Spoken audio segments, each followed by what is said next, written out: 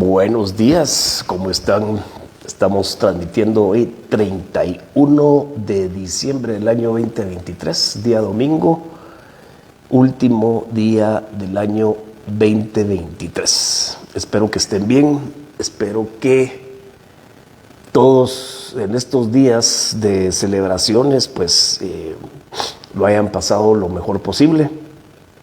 Aquí con la disculpa del caso que había anunciado transmisión para ayer a las 8 de la noche, pero no lo pude hacer. 8:30 había convocado. No lo pude hacer porque tenía un problema con el micrófono y lo tuve que solucionar más tardecito y ahí estamos transmitiendo para hoy. Bueno, primero agradecerles a todos por haber llegado a más de 26,000 seguidores en esta página pública de Miguel Balcells en este año. Tuvimos un crecimiento más o menos de 15,000 seguidores nuevos en la página pública. Se los agradezco infinitamente. Y lo que estoy haciendo yo aquí es este esfuerzo de opinar bajo la perspectiva del ciudadano común.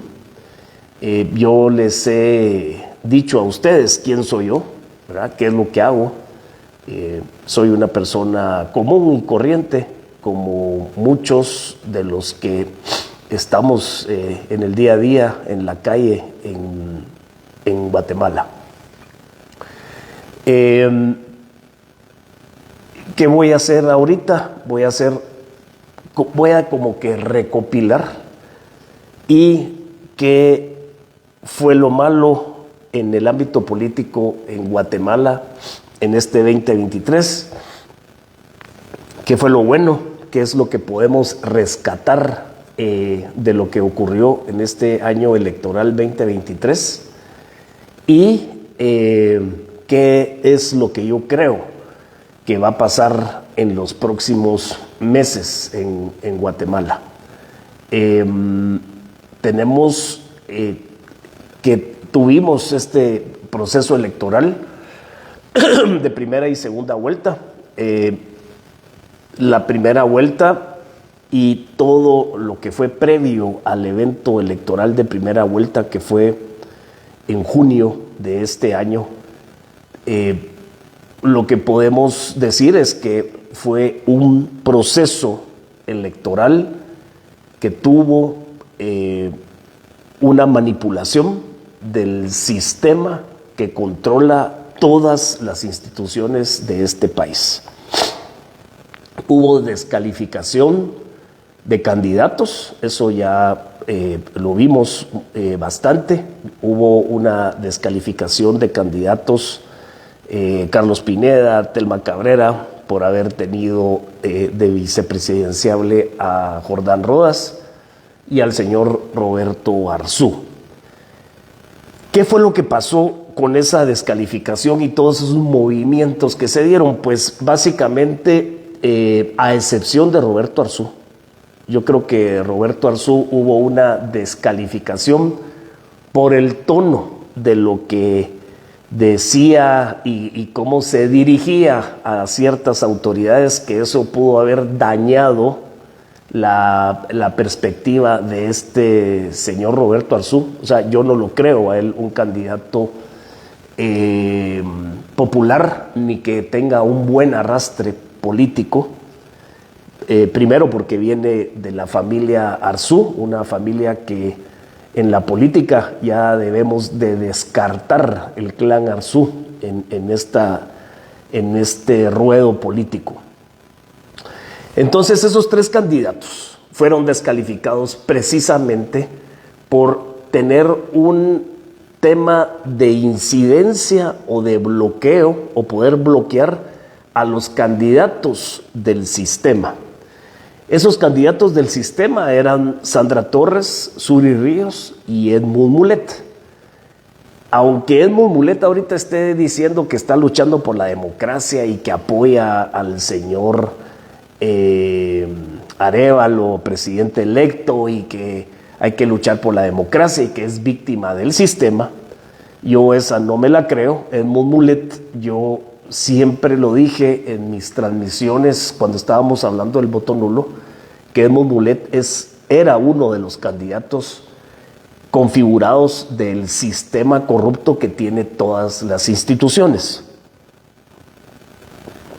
Entonces, en esas descalificaciones, todavía estaba alineada la participación de los corruptos magistrados del Tribunal Supremo Electoral. Ahí la descalificación de estos candidatos se dio con la participación y la intervención directa de estos magistrados que ahora son prófugos o están huyendo, se fueron del país. Pero ahí lo que podemos ver es que la alineación de los órganos de Estado para manipular el proceso electoral y darle vía libre a estos candidatos que eran del sistema. Por ahí habrán algunos que fueron satélites de candidatos del sistema, pero los principales son estos tres: Edmund Mulet, Sandra Torres y Suri Ríos. Entonces hubo esa descalificación con la participación directa de los magistrados que ahora algunos protegen como defensores de la democracia. Pero eso lo voy a platicar como a la mitad de lo que les quiero decir. Entonces se dio esa manipulación. Después, ¿qué fue lo que pasó? Todos los 30 y pico de candidatos a la presidencia, después de tener esta descalificación de estos tres binomios, ahí entraron a esa competencia. ¿Qué ocurrió en la competencia? El partido oficial Vamos, con dinero de la corrupción, inyectó un montón para las candidaturas de... no mencioné, Manuel Conde. O sea, 4 candidatos del sistema: Manuel Conde, Sandra Torres, Suri Ríos y Edmund Mulet. Porque por ahí alguien diría que no menciono a Manuel Conde, y Manuel Conde definitivamente era, creo que el principal candidato del sistema. Entonces, estos 4 candidatos empiezan a recoger dinero del narcotráfico, del crimen organizado, del dinero de la corrupción, y promueven todas las candidaturas, no solo las presidenciales, sino que promueven las candidaturas a alcaldías, las candidaturas al Congreso de la República y las candidaturas al Parlacén y todas las 5 elecciones que nosotros hicimos en junio. El resultado de esta elección tiene una configuración en donde el sistema corrupto ganó. El sistema corrupto ganó porque solo Vamos, el partido de Yamatei, captó 200 alcaldías. Después la UNE tuvo otro gran número de alcaldías, y después los demás partidos. Aquí en las alcaldías, este partido Semilla solo tuvo una sola alcaldía. Y eso es importante de analizar, porque solo obtuvo una sola alcaldía. Y el Congreso quedó configurado con la fuerza mayoritaria de Vamos, seguida por la UNE. Después están los diputados de, si no estoy mal, de Semilla. Y después viene Cabal y todos los demás otros partidos, con una distribución de los alcaldes ahí, de los diputados. Viva colocó bastantes diputados también, o sea, colocó una bancada. Entonces, la configuración del poder político territorial es casi lo mismo de lo que tenemos ahorita. Yo podría decir que tal vez es peor, está permeado de más corrupción, porque el partido en el poder, dirigido por Yamatei, por Miguel Martínez y todos los demás mafiosos de la política, lograron ese control territorial y político territorial, que eso no platica mucha gente, pero eso es importante de establecerlo porque esas son vías y son conductos en donde se drena mucho el dinero de la corrupción por medio de las alcaldías en todos los municipios. Y también tenemos configurado un Congreso que va a ser igual o peor que el Congreso que está saliendo ahorita en enero. Entonces, no ganamos absolutamente nada bueno con el tema de la elección en la primera vuelta.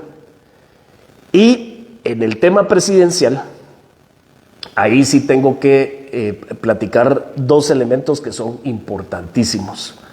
El desgaste de las candidaturas del oficialismo o del sistema corrupto, que en este caso es la que ya les dije, ¿verdad? Manuel Conde, Sandra Torres, Suri Ríos y Edmund Mulet. Estas tuvieron un desgaste por sí mismo y la conducción de sus candidaturas no fueron bien llevadas en las últimas semanas de las elecciones. Y viene un elemento en donde hay una transferencia del sentido o del sentir antisistema de toda la población, y ese sentir antisistema de toda la población se fue a dos lugares, a dos opciones de voto. La primera y la principal, valga la redundancia, es el voto nulo. Porque recuérdense que el voto nulo quedó en primer lugar en la carrera presidencial. Sacó 1 millón de votos, o casi 1 millón de votos, el voto nulo, y después entró Sandra Torres y después entró Bernardo Arévalo. Entonces el voto nulo lo que hizo fue apachar o comprimir, hacer hacia abajo todas las opciones de las candidaturas de Sandra Torres, de Edmund Mulet, de Suri Ríos y de Manuel Conde. Tan así y tan drástica fue el efecto del voto nulo que Edmund Mulet pasó al 5º lugar y Suri Ríos quedó en el 6º lugar, después de haber recibido una inyección de dinero impresionante las dos candidaturas. Dinero que pudo haber venido del crimen organizado, de la corrupción y de financistas que hacen negocios con el Estado. Esas candidaturas quedaron relegadas. La candidatura de Manuel Conde quedó en una posición del 3er lugar, ¿pero por qué? Porque tuvo todos los recursos del Estado y toda la infraestructura del Estado. Aún así, no fue la opción más votada o que pudiera pasar a segunda vuelta. Y entonces ahí viene el segundo elemento en donde se desvió el voto con el sentimiento antisistema. Y ahí se fue con Bernardo Arévalo, que quedó en un 3er lugar, que le dio la opción de pasar a segunda vuelta con Sandra Torres. Eso fue lo que pasó. Ahí hubo una transferencia, podría decir yo, de votos que pudo haber captado Carlos Pineda y Telma Cabrera, y esos votos se fueron a las dos opciones, al voto nulo o se fueron al voto a favor de Bernardo Arévalo. Lo importante aquí que tenemos que recalcar, quitando las pasiones desmedidas de los pro Semilla, de los pro Arévalo, es que el sentimiento antisistema adentro de nuestra sociedad y dentro de nosotros los guatemaltecos estuvo presente en estas votaciones del 2023. Eso es lo que tenemos que rescatar nosotros. Nosotros tuvimos una expresión, los guatemaltecos, de rechazo total al sistema político de este país. Lo que pasa es de que las reglas del juego están dadas por medio de una ley electoral que no está con las normas ni con las reglas para beneficio, para que tengamos un beneficio los guatemaltecos de resultados electorales que incidan positivamente en la política de este país. Y por eso insisto que al ver toda esta configuración de elementos, nosotros tenemos que insistir y tenemos que apoyar una reforma a la ley electoral. Por esos puntos que yo quiero que rescatemos después de esta lectura de la primera vuelta. La lectura de la primera vuelta es que hubo un eminente rechazo a la clase política y al sistema político por esas dos vertientes a donde se canalizó el voto de rechazo. Por ahí, mis compañeros de la derecha y que son muy radicales le estaban echando la culpa al voto nulo de que porque por el voto nulo quedaron dos opciones de la izquierda para la segunda vuelta. Y yo creería que después de esto que yo les estoy platicando a ustedes, no es correcta esa interpretación. Lo que pasa es de que Bernardo Arévalo llegó porque esto es una expresión de hartazgo, de rechazo a la clase política, sin perder de vista de que Bernardo Arévalo es de esa misma clase política. Lo único es que Bernardo Arévalo tiene una facción, es de una facción diferente a los que ahorita están ostentando el poder. Entonces, por ahí no nos tenemos que desviar de que si el voto nulo incidió en estos resultados. Claro que sí incidió en el sentido de que todos los que estaban por hecho y porque le habían metido plata del crimen organizado y de la corrupción a sus candidaturas, ellos pensaban que iban a quedar. Pero nosotros los guatemaltecos pusimos esa barrera, cavamos una trinchera para manifestarnos en contra del voto, en contra de la clase política y de esta élite política corrupta por medio del voto nulo. Nos vamos a la segunda vuelta y en la segunda vuelta se empiezan a configurar varias situaciones en donde hay un grito de fraude, ¿verdad? Hay un tema de un fraude electoral, específicamente en la transmisión de datos por medio del sistema corrupto, sistema informático que no había que comprarlo, que se robaron 140 millones de quetzales en la compra de este sistema de cómputo, que en eso participaron los magistrados del Tribunal Supremo Electoral, si no, no se hubieran podido realizar esa compra corrupta y ese robo descarado que nos hicieron a los guatemaltecos. Pero en el ámbito del conteo de votos, se empezaron a dar las situaciones estas del posible fraude y de la manipulación del conteo electoral. Ahí voy a ser enfático y voy a hacer algo puesto en un plato limpio. Para mí no hubo fraude porque hay un cotejo y hay una confrontación de los resultados entre las juntas electorales, que son las personas que están en las mesas electorales, con los datos que oficializó el Tribunal Supremo Electoral. Lo que pasa es de que viene la línea que viene en contra de que quedó Bernardo Arévalo.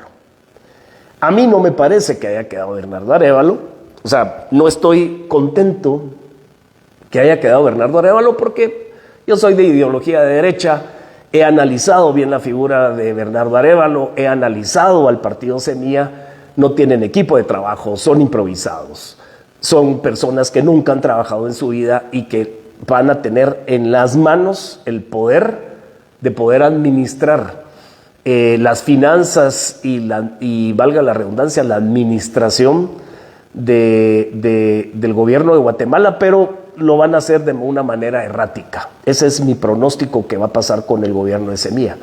Pero viene el tema de que tenemos el tema de la constitución del movimiento Semilla y que viene esa investigación caminando de una manera precisa, constante y sin parar.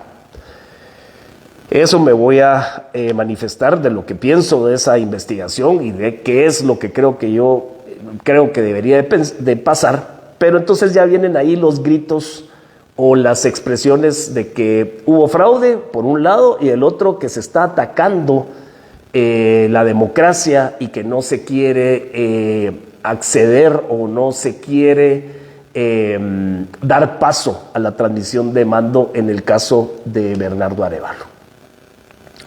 Se da la segunda vuelta, los resultados de segunda vuelta eran predecibles, ahí ganó el antivoto que tiene Sandra Torres.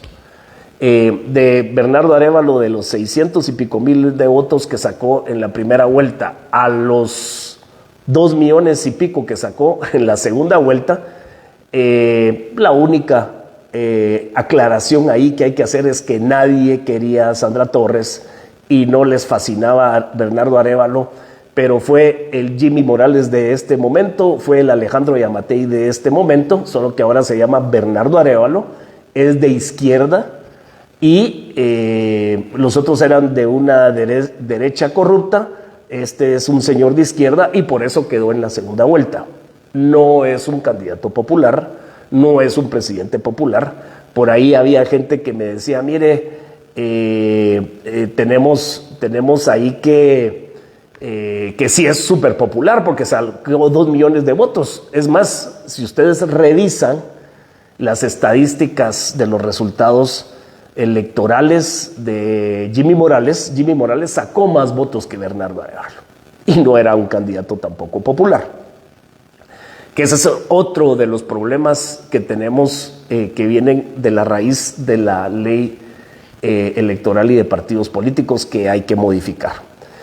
Entonces ahí viene este tema que queda Bernardo Arévalo y sigue la batalla legal con el tema de la constitución del partido Movimiento Semilla.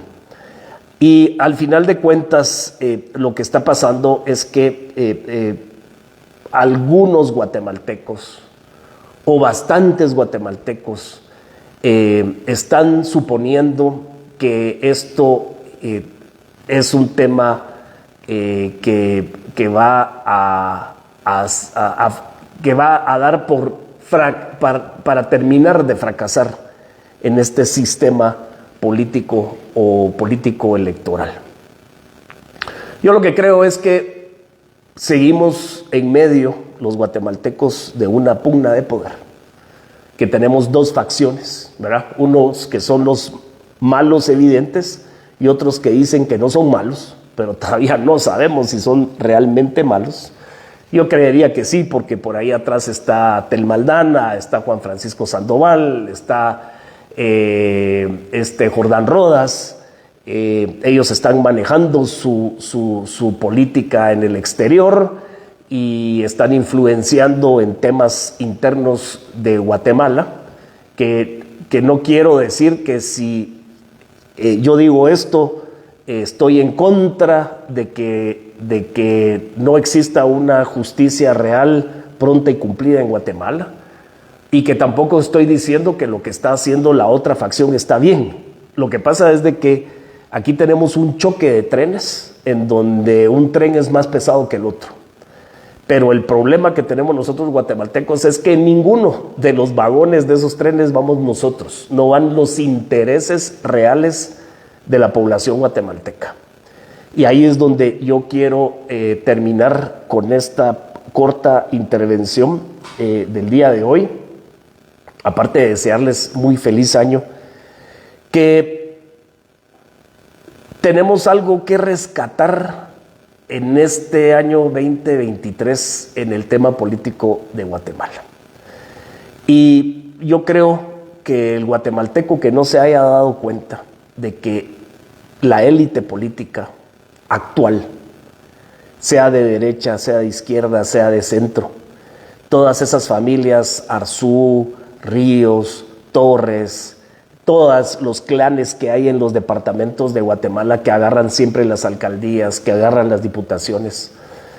Nosotros si nosotros con todas estas lecciones que hemos tenido en este año 2023 no nos damos cuenta que lo que tenemos que hacer nosotros es rescatar el país, pero la primera parte para rescatar el país es hacer un recambio, hacer una renovación, borrar de la faz de la República de Guatemala a esa clase política que nos ha hecho tanto daño. El que no se ha dado cuenta de eso es porque quiere seguir inmerso en la problemática, en el subdesarrollo y en lo que no nos deja progresar en este país. Nosotros tenemos que cambiar a la clase política. No tenemos que esperar que el gobierno de Estados Unidos, con sus acciones que están haciendo de que quitan visas, que los meten en la lista Makinsky, nunca logro decir ese nombre, Majinsky, o no sé cómo se llama este tema, está la lista Engel, que es la que solo quita visas. Si nosotros estamos esperanzados todavía a que el gobierno de Estados Unidos arregle los problemas internos de los guatemaltecos que nosotros mismos deberíamos de arreglar. Y esto de decir de que nosotros mismos deberíamos de arreglar, no quiero que caiga en aquel discurso en donde ponen la soberanía y la autodeterminación de los guatemaltecos como un discurso político, pero es que esa es la realidad. Si nosotros los guatemaltecos no nos preocupamos por nuestros propios problemas, no tenemos que esperar que el gobierno de Estados Unidos o la Comunidad Europea nos los venga a arreglar. Nosotros lo tenemos que hacer. Y ahí rescato lo más positivo que tuvo este 2023, la expresión antisistema por medio del voto nulo. 1 millón de guatemaltecos, sin bandera política, sin candidato que nos representara, con la única expresión del rechazo al sistema político, votamos nulo. Y eso es lo que tenemos que rescatar. Esa fuerza del voto nulo la tenemos que transpolar, la tenemos que transportar, la tenemos que transferir a la reforma de la ley electoral. Mi criterio y lo que yo pienso que es la única forma en donde nosotros vamos a poder cambiar la realidad de este país. Tenemos que tener reglas claras, tenemos que tener que les dijera yo, escudos de parte de la ciudadanía para que la clase política no pase encima de nosotros. Y eso tiene que empezar por medio de la reforma a la ley electoral. Una reforma a la ley electoral en donde podamos participar el guatemalteco que quiera aportar al ámbito político de este país. El problema que tenemos muchos es que tenemos valladares, tenemos obstáculos, tenemos paredes que no se pueden derribar porque el mismo sistema político nos tiene impedida la participación. Si nosotros no somos mafiosos o no participamos de la corrupción, no podemos entrar al ámbito de los partidos políticos. Y los partidos políticos es la génesis de los problemas totales de Guatemala, de nuestro país. Entonces nosotros tenemos que rescatar esto, que es lo más positivo que se dio en el año 2023 en el ámbito político, y nos tenemos que proyectar para los siguientes años que vienen, pero no lo vamos a poder lograr si no rompemos con el esquema de la ley electoral. La tenemos que romper, y lo principal es hacer más viable la participación de cualquier guatemalteco en el ámbito político. No queremos tener 400 candidatos a la presidencia o miles de miles para las diputaciones, pero lo que queremos es que se abran los espacios para que personas que yo estoy seguro que han visto mis mensajes, personas que tienen realmente el sentido antisistema, podamos acceder al ámbito político. Por eso yo los invito en este año 2024 a que apoyemos la propuesta que hemos impulsado varios ciudadanos comunes. Aquí no tenemos tanques de pensamiento, ni partidos políticos, ni instituciones de Estado atrás de esta propuesta de la ley electoral. Los invito a que miren la propuesta en la página www.movimientoreformaelectoral.gt. ahí ustedes pueden descargar, son 18 artículos que somos los que creemos que tenemos que empezar a reformar. No podemos cambiar toda la ley electoral y tenemos que hacer una lucha para llevar esta reforma a la ley electoral al Congreso de la República y que la expresión de ese millón de guatemaltecos que votamos nulo se escuche en el recinto del próximo Congreso de la República para poder hacer los cambios sustanciales y los cambios mínimos para que podamos derrotar el monopolio de esta élite política. Guatemala necesita tener instituciones fuertes. Guatemala necesita tener dirección correcta y formal. Y eso solo lo vamos a poder lograr poniendo a la gente adecuada en los puestos de poder. Para el 2024 no las vamos a tener ni para los próximos 4 años. Esta lucha es proyectada para dentro de 4, 8, 12, 16, 20, 24, 28 y posiblemente hasta 32 años para que el daño que han hecho estos políticos irresponsables a nuestra sociedad y a nuestra linda Guatemala pueda sanarse, se puedan subsanar todos esos males que nos ha creado esta asquerosa clase política. El 14 de enero del 2024 va a haber transmisión de mando, pero mi pronóstico es que va a ser un gobierno, el de Semilla, debilitado, totalmente débil por sus raíces, por las personas que lo representan y por la oposición que van a tener. El presidente Arévalo no nos está dando soluciones a los problemas que le está planteando su contraposición. Se pone a llorar, se pone a manifestar de una manera incorrecta y no está transmitiendo fortaleza a este pueblo de Guatemala que lo que quiere es una dirección correcta, formal y dura frente a este sistema corrupto. Arévalo no tiene esas características y el problema es que el curso penal en su contra va a proseguir y va a tener efectos. Y vamos a tener un gobierno de Semilla agarrado de manos por la otra facción del sistema corrupto político.